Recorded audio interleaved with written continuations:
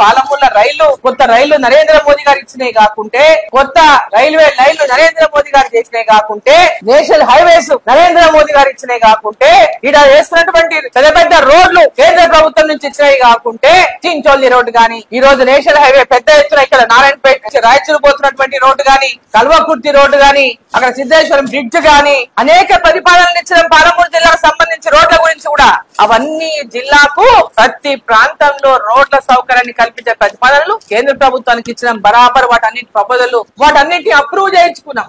రేపు ఎంపీగా ఈ ప్రాంతం నుంచి గెలిచి ఈ ప్రాంతాన్ని అంతా కూడా అన్ని రంగాల్లో అభివృద్ధి చేసేటటువంటి ఒక నమ్మకం మాకుంది, విశ్వాసం మాకు. నువ్వేం చేసావు చెప్పరాదు?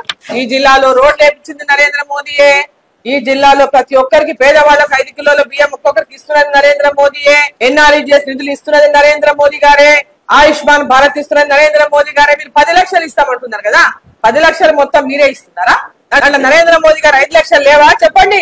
ముద్రా లోన్లు ఇస్తున్నది నరేంద్ర మోదీ గారే. ఈరోజు గ్రామాల్లో సీసీ రోడ్లు వేపిస్తున్నది నరేంద్ర మోదీ గారి ప్రభుత్వమే.